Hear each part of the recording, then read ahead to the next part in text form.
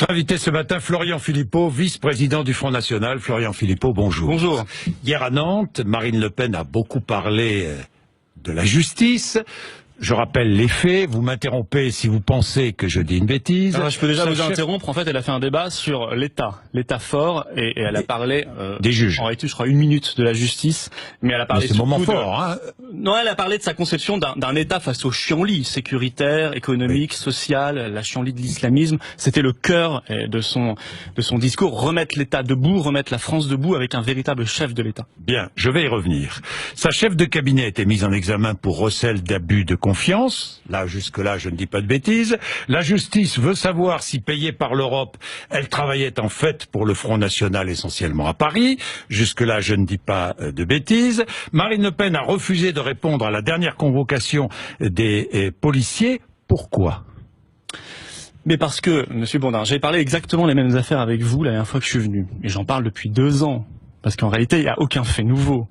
Et chacun, je crois, aura compris que d'abord c'est une affaire vide, qu'on patauge dans le vide depuis 2 ans. Si ça dure aussi longtemps, c'est qu'il n'y a rien. Et que subitement, à 8 semaines de l'élection présidentielle, il y a une espèce d'accélération du calendrier judiciaire sans qu'aucun fait nouveau ne puisse le justifier. Mais il faut absolument qu'apparaissent médiatiquement des convocations, des mises en examen, parce que l'élection présidentielle arrive. Marine Le Pen ne se soumet pas à ce spectacle. Voilà. Elle veut que la justice puisse se rendre de façon sereine. Bon. Donc elle répondra, si elle doit répondre, après la campagne présidentielle, mais pas après pendant les législatives. Voilà. Et après les sénatoriales de l'automne. Non. Après, elle a dit la campagne présidentielle. Mais je vais vous dire, pour une raison simple aussi, c'est que quand on voit le Premier ministre de la France, le Premier ministre de Monsieur Hollande, Monsieur Cazeneuve, s'introduire dans le débat, commenter le débat, la décision de Marine Le Pen, la décision des juges et ça, on se dit il y a un énorme problème. On voit bien que c'est intégralement politique et politisé. Que vient faire le Premier ministre dans cette affaire? Premier ministre de Monsieur Hollande. Il a surtout la déclaration de François Fillon ce matin. Enfin, il a surtout aussi commenté ce qu'a dit Marine Le Pen, et il a dit pire que cela. Il a dit maintenant, mes derniers mois comme Premier ministre à Matignon, je vais les utiliser à mettre l'État contre Marine Le Pen. Je vais les utiliser à faire campagne contre le Front National, contre Marine Le Pen. Ben, ça n'est pas le rôle d'un Premier ministre, surtout pas quand on est en pleine période de crise. Alors moi j'ai 3 questions, je ne vais pas me substituer au juge, soyez rassurés, mais j'ai 3 questions. Si Marine Le Pen n'a rien à se reprocher, pourquoi ne pas répondre aux convocations des policiers? Mais elle n'a rien à se reprocher, elle y répondra. Mais elle ne va pas entretenir. Pourquoi pas aujourd'hui? Comme ça serait fini. Oui, bien sûr. Mais vous inquiétez pas, ils ont une capacité d'imagination, ils recommenceront la semaine prochaine, etc. On ne se plie pas à ce spectacle. Est-ce que toutes les poursuites, alors je pose une autre question, est-ce que toutes les poursuites judiciaires doivent être gelées pendant la campagne électorale jusqu'à l'élection présidentielle? Je crois qu'il faut que pendant la campagne présidentielle, on parle du fond. Moi, je veux bien qu'on parle ad vitam aeternam. Non, mais je vous pose la question. Oui, non, mais je vous dis oui. Vous dites oui. Mais bien sûr. Les juges doivent mettre entre parenthèses des investigations, leurs investigations. C'est pas les investigations, mais je crois qu'on doit avoir le temps du débat de fond. Moi, je veux bien qu'on parle pendant 8 semaines encore du statut. Attendez, je vous réponds. Du statut administratif d'un contrat d'une assistante de Marine Le Pen en 2009 au Parlement européen. Je veux bien, c'est passionnant. C'est passionnant. Mais on peut aussi parler du chômage. On peut aussi parler du terrorisme islamiste. On peut parler de ce qui s'est passé dans les rues de Nantes hier. Vous savez, c'est un emploi fictif ou pas? Mais c'est absolument pas un emploi fictif. Elle a toujours été l'assistante de Marine Le Pen. Au pire, on lui reproche de trop travailler. C'est bon. Alors, est-ce que les surtout, juges, je vous dis, dans cette affaire, vous dites oui, les juges doivent mettre entre parenthèses leurs investigations. Vous dites oui. Pas leurs investigations. Il n'y a jamais eu de suspicion d'enrichissement personnel concernant Marine Le Pen dans cette affaire-là. Pour ceux qui veulent faire des amalgames, il n'y a aucune suspicion. Qui a fait l'amalgame? Pour ceux qui voudraient faire l'amalgame, qui voudraient. Aucune suspicion. On parle du statut administratif d'un contrat d'assistante en 2009. Voilà ce dont on parle et dont on rebat les oreilles des Français. Vous dites clairement, les juges doivent mettre entre parenthèses leurs investigations. Non, alors, je leur demande pas d'arrêter de travailler. Sur les politiques, quels qu'ils soient. Non, je leur demande pas d'arrêter de travailler. Mais je dis simplement que Marine Le Pen fait valoir ses droits. Laissez la justice travailler normalement. C'est exactement ce que je dis. Et convoquer un candidat s'il doit être convoqué. Mais Marine Le Pen peut aussi faire valoir ses droits, c'est l'article 26 de la Constitution, et répondre après cette campagne présidentielle, parce que sinon, C'est le gouvernement des juges, mais c'est pire que cela. C'est le gouvernement des juges décidé par le Premier ministre selon un agenda médiatique. C'est la preuve, c'est que Monsieur Cazeneuve s'introduit. L'agenda médiatique, ce sont les juges. Hein. Monsieur Cazeneuve s'introduit dans ce débat. Que vient-il faire dans ce débat? Oui. Est-ce que François Fillon doit lui aussi refuser de répondre à toute convocation C'est un grand garçon, il fera ce qu'il veut. Monsieur Fillon, moi je lui avais dit il y a un mois, vous devriez plutôt partir parce que sinon on n'arrivera pas à parler du fond. Est-ce que j'avais pas raison? Est-ce qu'à cause de ces affaires, on n'a pas du mal à parler du fond? Devrait toujours partir, Monsieur Fillon? Lui? Non, il a fait le choix de rester. C'est son choix. Mais je vais vous dire aussi pour lui, je pense que c'est bien qu'on en parle après, qu'on puisse avoir un débat aussi avec Fillon, avec Macron, avec Hamon, avec Mélenchon, avec tous les autres, qu'on puisse avoir un débat parce que sinon on va passer à côté de cette élection présidentielle. On va repartir pour 5 ans avec qui? L'héritier de François Hollande, c'est-à-dire Monsieur Macron? Son ancien ministre, son héritier? C'est quoi l'intérêt? On va repartir dans 5 ans de hollandisme? Après le quinquennat catastrophique qu'on vient de vivre? Mais il n'en est pas question. Il n'en est pas question. Il faut aussi qu'on ait ce débat avec Monsieur Fillon. Vous savez, Fillon, lui, ses affaires sont perçues comme très graves parce qu'il y a une suspicion d'enrichissement personnel et familial. Et ça, je pense que ça pose un vrai problème moral et d'éthique, ce qui fait que la relation de confiance entre Fillon et les Français, elle est cassée. Ça paraît évident. Mais il faut quand même qu'on ait un débat de fond aussi avec Fillon, quand il veut privatiser la sécurité sociale. Vous demandez des débats de fond. Quand il veut, je comprends. Quand il veut je comprends. Et on aura ces débats de fond, oui, je pense, avant le premier tour. Mais oui, on les aura. Mais évidemment qu'on les aura. Alors, quand même, 2 questions, puis j'en termine avec la justice, y compris sur cette antenne. Une première dans l'histoire de la Ve République. 2 candidats comme ça qui ont affaire à la justice en pleine campagne électorale. Vous admirez le général de Gaulle? Franchement. Beaucoup. Oui, je sais. Est-ce que vous pensez qu'il demanderait le gel de toutes les poursuites? Vous l'avez fait tout à l'heure. Ah non, franchement. Moi, je pense... Est-ce que vous pensez que Charles de Gaulle demanderait le gel de toutes les poursuites? Je pense que le général de Gaulle, vous savez... Est-ce qu'il refuserait de répondre à une convocation des policiers? Ça, j'en suis absolument persuadé. Absolument persuadé. Mais le général de Gaulle, vous savez, rien ne lui a été épargné, y compris le traitement médiatique. Vous savez comment il appelait le journal Le Monde? Il l'appelait l'immonde. Parce que il était face à une certaine France de notables du système. Il incarnait une forme de résistance. Il a été physiquement la résistance pendant la guerre, mais même ensuite au pouvoir, comme fondateur de la Ve République, premier président de la République, de cette Ve République, il a été dans une forme de résistance face au conformisme, face à ceux qui ne voulaient rayer d'un trait de plume la France, ceux qui voulaient l'intégrer dans l'atlantisme, dans déjà à l'époque une Europe fédérale, et rien de ce point de vue-là ne lui a été épargné. Mais à l'époque, la justice n'était pas du tout présente comme elle l'est aujourd'hui dans le débat public et politique. On ne peut pas comparer les époques. Florian Philippot, je voudrais que vous me regardiez. C'est ce que je fais. Vous me regardez. Vous me regardez bien. Attendez, parce que la dernière fois que vous avez fait ça à quelqu'un, ça s'est mal terminé. Oui. Est-ce que vous croyez que Patrick Drahi me donne des ordres? Est-ce que vous croyez que Patrick Drahi m'appelle? Ah, vous allez recevoir Florian Philippot. Je sais que c'est susceptible ici cette question-là. J'ai eu un comité d'accueil tout à l'heure pour me dire qu'il ne faut pas parler de Drahi. Non, mais moi j'en parle de Drahi librement. Oui, vous avez raison. Je veux dire. Alors là, franchement, librement. Mais est-ce que vous croyez que Patrick Drahi me donne des ordres? Non, mais je pense... Vous le pensez ou pas? Mais le problème, c'est Monsieur Mourad. Monsieur Mourad, on va parler des choses. Il était responsable média du groupe Altis, le banquier de Drahi. Il est parti. Il a rejoint l'équipe de Monsieur Macron. Il a le droit, c'est son droit le plus absolu. Imaginez Monsieur Bourdin, et je vous demande d'être honnête. Oui. Vraiment honnête, et vous l'êtes. Oui. Si Monsieur Mourad avait rejoint l'équipe de campagne de Marine Le Pen, est-ce que vous pensez pas que vous auriez, vous, la chaîne, un énorme problème? Et pourquoi? Ah bon, vous pensez pas? Je vous assure que vous l'auriez. Qui dans l'entreprise a le droit de faire ce qu'il a envie de faire. Nous, ce qu'on a dit, c'est que je n'ai pas porté de jugement puisque vous en le parlez. Choix professionnel de Monsieur Mourad. Puisque vous en parlez. Il se trouve que Macron, ministre de l'économie, a autorisé le rachat de SFR par Monsieur Drahi, et que Monsieur Drahi possède un certain nombre de médias. Et on est sur une des chaînes de Drahi. Il a le droit. Oui, il a le droit. Mais on a le droit aussi. On a le droit aussi de relever ce qu'avait fait le journal Marianne la semaine dernière en disant en termes de diffusion de meetings sur BFM TV, il y a eu autant de diffusion de meetings que Hamon plus Mélenchon plus Fillon plus Marine Le Pen réunis. Ça pose question, ça pose problème. Et est-ce qu'on a le droit de poser cette question ou est-ce que c'est interdit parce que c'est sacré les médias et qu'on n'a pas le droit de les critiquer? On a le droit de les critiquer, on a le droit de s'interroger, on a le droit de poser des questions. Comme on a le droit de dire, écoutez, Monsieur Berger, qui est un des propriétaires du journal Le Monde, et qui est dans l'équipe de Monsieur Macron, est-ce que ça pose pas un problème quand on voit que son journal fait campagne contre Marine Le Pen quasiment tous les jours? Philippot, je voudrais vous répondre simplement.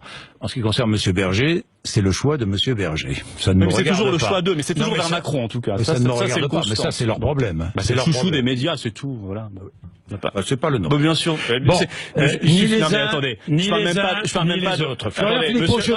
J'épuise le débat. Oui, moi je voudrais répondre. Je parle même pas de BFM ou d'une autre chaîne. Il suffit d'allumer n'importe quelle télévision, n'importe quelle radio pour voir que le ton à l'égard de Monsieur Macron est toujours favorable. Alors Monsieur Macron, moi, je veux dire, il y a des questions qui lui sont jamais posées. Moi, je vais en poser une. Je vais en suggérer une aux journalistes. Allez-y. Monsieur Macron a fait une déclaration à la haute autorité de la vie publique, pour la transparence de la vie publique, quand il a été nommé ministre en 2014. Puis une seconde quand il a quitté le ministère.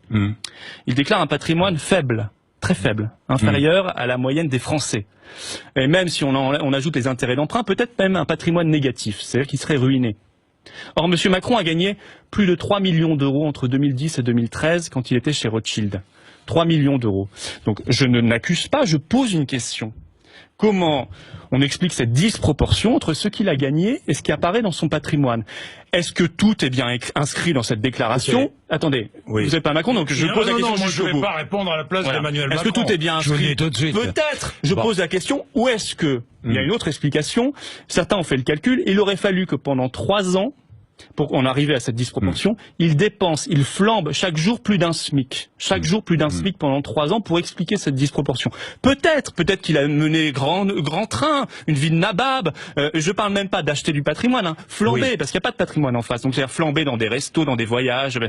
Peut-être. Mais il doit, je crois, répondre aussi à cela. Parce qu'aujourd'hui, il joue les Monsieur Lavertu. Vous avez raison, vous posez la question. Un autre avait joué les Monsieur Lavertu pendant la primaire, il s'appelait François Fillon. Bon, je ne vais pas répondre à la place moi, je lui pose la question. Il répondra. Et je pense que la question lui sera relayée. J'imagine. Mais Philippot, je voudrais quand même revenir sur un point. Après, je parlerai du programme. Mais puisque vous avez longuement détaillé, l'enquête de Marianne ne porte que sur une période donnée. Oui, j'ai vu. Donnée, sur les meetings seulement. D'accord, au moment où Emmanuel Macron multipliait les meetings. Et où Marine Le Pen Marine Le Pen n'organisait pas de meeting. Si, depuis que Marine Le Pen, notre université d'été n'avait pas été couverte. Depuis que Marine Le Pen organise des meetings et est en meeting, BFM TV retransmet les meetings de Marine Le Pen. C'est pas tout à fait vrai. Hier, par exemple. Si vous faites les questions et les réponses, on va pas y arriver. Non mais hier, est-ce que le meeting a été retransmis? Alors moi je vous dis, allez, très bien, on va être optimiste, tout va être régulé, équilibré, et je vous fais confiance. Tout est régulé, équilibré. Merci Florian. Et je vous fais confiance. Ça me fait plaisir. Mais ce que vous dites n'était pas tout à fait vrai, parce que nos universités de Fréjus n'avaient pas été retransmises. Florian Philippot, le programme, l'agriculture. Cette semaine, Marine Le Pen propose... Alors, où est-ce que vous en êtes avec la sortie de l'euro? Parce que là, je ne comprends plus... L'agriculture ou... Mais non, mais pardon, il y a des conséquences. C'est pas totalement non lié. L'Europe, c'est pas totalement non lié, me semble-t-il. Sortie de l'euro, vous en êtes où? Est-ce que Marine Le Pen, au pouvoir, abandonne l'euro ou pas? Oui, Marine Le Pen retrouve pour la France une monnaie nationale, parce que la monnaie nationale, c'est une liberté politique et économique. Je vous donne un seul exemple, c'est qu'on reparle là maintenant dans le débat que la Grèce quitte à nouveau l'euro, parce qu'on voit bien qu'on lui a appliqué une politique absolument épouvantable d'austérité qui n'a fait que tuer son économie. Conséquence, les taux d'intérêt vont augmenter, de plus en plus élevés, la France aura du mal à emprunter. Si on reste dans l'euro, on est condamné à la croissance zéro. Pire que ça, on est condamné au programme de Macron et Fillon, c'est-à-dire de dévaluation salariale et de dévaluation, c'est-à-dire de baisse des salaires et de baisse des retraites. Parce qu'il n'y a pas 36 solutions dans une économie. Soit vous jouez sur la monnaie, pour que votre économie soit compétitive, et Dieu sait qu'on en a besoin, parce qu'à cause de l'euro, on a perdu 20 points de compétitivité par rapport à l'Allemagne. Parce que l'euro est trop fort pour la France, mais pas assez fort pour l'Allemagne. Même Madame Merkel l'a reconnu la semaine dernière. Donc, soit on joue sur la monnaie, soit on joue sur les salaires, le système de protection sociale et les retraites. Ça s'appelle Fillon, ça s'appelle Macron. Donc Fillon propose d'augmenter la TVA de 2 points, Macron propose d'augmenter la CSG pour tout le monde de 1,75 points. Et de supprimer la taxe d'habitation pour 80% des Français. Alors là, Monsieur Macron a répondu, quand vous lui a demandé comment on finance, il a répondu c'est l'État qui paye. Parce qu'il prouve qu'il est bien l'héritier de François Hollande, parce que ça c'est une phrase typiquement hollandienne, ou hollandaise, je ne sais pas comment dire, c'est-à-dire que c'est l'État qui paye. Ça veut dire quoi? Ça veut dire que cette promesse est une promesse en l'air. Que Monsieur Macron, soit ne le fera pas, soit prendra d'une main ce qu'il viendra de donner d'une autre main, et exactement dans la même poche, c'est-à-dire la poche du contribuable français. D'ailleurs, je révèle que M. Macron, en novembre dernier, avait dit clairement: on ne va pas continuer indéfiniment à financer 20 millions de ménages par les APL, c'est-à-dire les aides au logement. Donc si M. Macron veut remplacer son petit cadeau sur la taxe d'habitation par une suppression des aides au logement, qu'il le dise clairement aux Français. De la même manière... Vous ne supprimez pas les aides, vous? Non. Non, nous on va faire des économies. La priorité nationale. Non, mais nous on veut revaloriser les APL, notamment pour les moins de 27 ans. Marine veut créer une protection logement jeune, c'est-à-dire une revalorisation massive. Un État plus protecteur, c'est ce que vous proposez aux Français. Mais nous, on est bien d'accord. On n'est pas dans. Monsieur Macron. Oui, bien sûr. Monsieur Macron n'est pas. Monsieur Macron est dans la suite de Hollande. Son programme économique, c'est le même que Hollande, c'est-à-dire non financé. Et c'est-à-dire, il se place complètement dans les contraintes de l'Union européenne. C'est-à-dire qu'avec Macron, on vous explique jamais qu'on n'a pas de monnaie, qu'on n'a pas de budget, on ne le contrôle plus en tout cas, qu'on ne contrôle pas nos frontières, on peut donc pas se protéger de la concurrence déloyale, on n'a même pas le droit à cause de l'Union européenne aujourd'hui de favoriser nos PME françaises dans les marchés publics, c'est interdit. On n'a même pas le droit de privilégier les petites entreprises par rapport aux grandes entreprises, ça aussi c'est interdit par l'Union européenne. Alors nous avons un programme, je crois, beaucoup plus conséquent que l'espèce de mauvaise sauce hollandienne que vient de nous resservir Monsieur Macron. On va jouer sur, on va jouer sur la capacité de l'État à se renforcer, à se réarmer dans la mondialisation. Oui, on va supprimer la directive détachement des travailleurs parce que c'est une concurrence déloyale terrible pour le BTP, pour l'agriculture. Oui, on va redonner des frontières à la France migratoires et économiques. Migratoires parce que contrairement à Macron et Fillon, on ne veut pas d'un Schengen 2, nous on veut des frontières nationales, et économiques parce qu'on doit se protéger de la concurrence déloyale. Je prends un cas très précis, l'usine Whirlpool à Amiens, qui était une usine rentable. Qui est une usine rentable? 300 salariés. Qui sont mis comme cela, du jour au lendemain, rayés d'un trait de plume, parce qu'on va délocaliser l'usine en Pologne. Et pourquoi? Pour revendre en France? Parce que Whirlpool vend en France et que la France est son premier marché européen? Mais c'est trop facile ça, Monsieur Bourdin. Donc nous, on mettra en place une taxe dissuasive de 35%. Vous délocalisez, mais vous voulez revendre en France? Vous pouvez pas avoir le beurre et l'argent du beurre. On mettra en place une taxe dissuasive et je peux vous assurer qu'ils y réfléchiront à 2 fois avant de décider cette odieuse délocalisation. Bien, je regardais toutes les analyses du programme de Marine Le Pen, 2 tiers des mesures empruntées à la gauche ou semblables à celles défendues par Jean-Luc Mélenchon par exemple, retraite à 60 ans, prime au pouvoir d'achat, abrogation de la loi travail, défense des services publics, maintien des 35 heures, tout ça c'est vrai. Mais pourquoi pas? Non mais attendez, maintien des 35 heures, oui, avec une possibilité. Non mais si, pour ceux qui veulent travailler plus, par exemple 37 heures, ils pourront gagner plus parce que ce sera 37 heures payées 37 par accord de branche. Mais oui, la durée légale, ce sera 35 heures. Point d'indice augmenté pour les fonctionnaires. Il faut. Mais tous les fonctionnaires. Il a été gelé pendant 7 ans. Aucune suppression de poste dans la fonction publique. Si. Ah. Alors ça, c'est la grosse différence aussi avec un Macron. Macron, il veut rien changer. 120 000, dit Macron. Non mais d'accord, mais nous, on veut... 500 000, dit François Fillon. Et vous? Oui, alors ça, c'est de la folie. Nous, on veut 3 tranches on veut 3 niveaux d'administration locale. La commune, le département et l'État, l'État-nation. Le reste, ça coûte extrêmement cher. Vous voyez, les intercommunalités, les grosses régions et l'Union européenne, c'est un coût phénoménal parce qu'il y a des élus rémunérés, parce qu'on recase les copains. Ça c'est vrai que le Front National, vous êtes très content par exemple, que l'Union européenne existe. Non mais par exemple, attendez, je vais vous dire que le Parlement européen existe. Oui, ça c'est sûr. Pour y faire valoir nos idées, on a le droit encore, non? Non mais on s'est fait élire aussi, hein. Attendez, mais moi je ne remets pas. On s'est fait élire, on est même arrivé en tête, voyez-vous. Non, mais moi je ne remets pas votre élection. Je dis. Mais ce qu'on explique moins aux Français, c'est qu'à l'Union européenne, il y a 33 000 fonctionnaires qui sont les mieux payés du continent. Vous voyez, ça, je pense qu'il faut qu'on arrête tout de suite. Parce que si c'est pour pondre des directives à tour de bras toute la journée qui font du mal au peuple, directives pour ouvrir nos frontières à l'immigration, directives pour l'accueil des migrants... Les députés européens aussi sont les mieux payés, hein, pardon. Non, mais attendez, directives pour l'accueil, des délocalisations de ça, c'est pas possible, ça. Faire voter le CETA, le traité de libre-échange avec le Canada, ou avec la Nouvelle-Zélande, avec l'Australie, puisqu'on parlait d'agriculture. Ça tue l'agriculture française, ces traités de libre-échange. Donc on y mettra fin. Au niveau des régions, il y a les Césaires, par exemple, les conseils économiques et sociaux régionaux, on recase les copains, c'est rémunéré. Vous pouvez pas dire d'ailleurs qu'on fait rien. Moi, j'arrête pas dans ma région Grand Est d'essayer de faire voter, c'est recalé malheureusement par la droite et par la gauche, mais j'essaie de faire voter des vœux pour que les conseillers des Césaires soient payés le moins possible, à 5% de leur indemnité. Ça passe pas. Donc ça coûte un argent fou aux contribuables.